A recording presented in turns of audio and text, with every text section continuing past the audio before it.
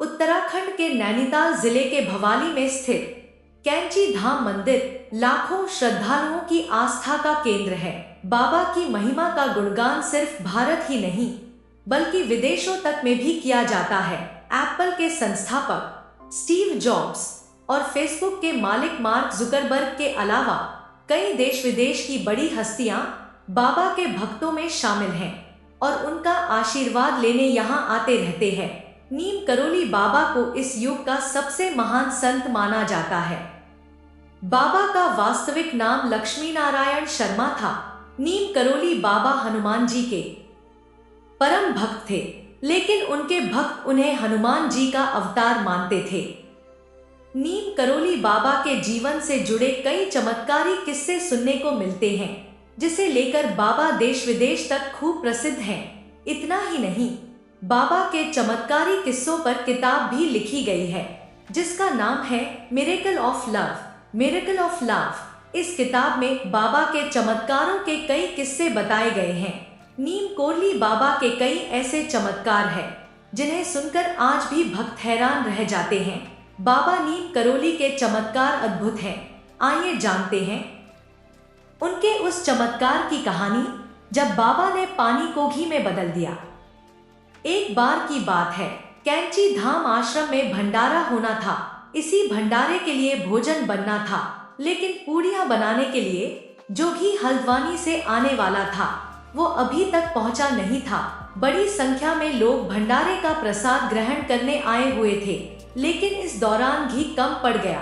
भक्तजन परेशान थे कि बिना घी के प्रसाद कैसे बनेगा। बाबा नीम करोली के अनुयायियों ने इस बात की जानकारी उन तक पहुंचाई। फिर बाबा जी ने उनसे कहा कि धाम के नीचे जो नदी बह रही है उसमें से 2 कनस्तर पानी ले आओ और उसमें पूड़ियाँ तल लो। सभी भक्त हैरान थे कि पानी में पूड़ियाँ कैसे तली जाएंगी, यह कैसे संभव होगा कि पानी में पूड़ियाँ बनाई जाए। लेकिन बाबा के आदेश पर उन्होंने वैसा ही किया। वह नीचे नदी से जल भरकर ले आए और कढ़ाई में डाल दिया, और जब उस पानी में पूड़ियाँ डाली गई तो वो पानी घी बन गया और प्रसाद तैयार हो गया। वहां पर जितने भी भक्त थे यह सब बाबा जी के इस चमत्कार को देखकर हैरान हो गए। इसके बाद जब हल्द्वानी से घी के कनस्तर कैंची धाम पहुंचे तो बाबा ने भक्तों को आदेश दिया कि इनमें से 2 कनस्तर उसी नदी में बहा दो। भक्त फिर हैरान हो गए कि बाबा ने ऐसा आदेश क्यों दिया। बाबा के भक्तों ने बाबा जी से पूछा कि नदी में घी बहाने की जरूरत क्या है। फिर बाबा ने उन्हें बताया कि ये प्रकृति का नियम है। यह प्रकृति नियमों के दायरे में बंधी है और हर जीवधारी को इन्हें मानना चाहिए। प्रकृति का नियम है कि जो कुछ हमने उससे लिया है वो उसे वापस भी करे। आपने पूड़ियाँ तलने के लिए नदी की धारा में से 2 कनस्तर पानी लिया था और उसी पानी ने घी का काम किया।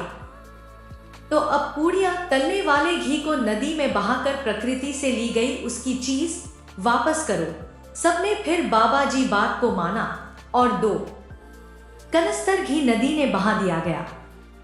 नीम करोली बाबा सिर्फ चमत्कारी नहीं थे, उन्हें गहरा आध्यात्मिक ज्ञान भी था। तभी वो प्रकृति का बहुत सम्मान करते थे और अपने भक्तों को भी प्रेरित करते थे। वर्तमान में हमें भी उनके कहे अनुसार करना चाहिए। अगर आप प्रकृति से 2 पेड़ काट रहे हैं तो कहीं 2 पेड़ लगाइए भी, ताकि सभी चीजें संतुलन में रहें, क्योंकि जीवन संतुलन से ही चलता है। अगर संतुलन बिगड़ा तो विनाश निश्चित है। नैनीताल से कुछ दूर नीम करोली बाबा का निवास स्थान है, जिसे कैंची धाम कहा जाता है। कहते हैं इस जगह के प्रताप और बाबा नीम करोली के वरदान से यहाँ आने वाला भक्त अपनी झोलियां भरकर ही जाता है। हर साल 15 जून को कैंची धाम के बड़े स्तर पर भंडारे का आयोजन होता है। कहते हैं 1964 में इसी दिन कैंची धाम में बाबा नीम करोली ने हनुमान मंदिर में प्रतिमा की प्रतिष्ठा की थी। अगर आपको हमारी वीडियो अच्छी लगती है तो कृपया लाइक और कमेंट कर दिया कीजिए और चैनल को सब्सक्राइब करना मत भूलिए। हमेशा खुश रहो, भगवान आप पर कृपा बनाए रखे। जय श्री राम, जय हनुमान।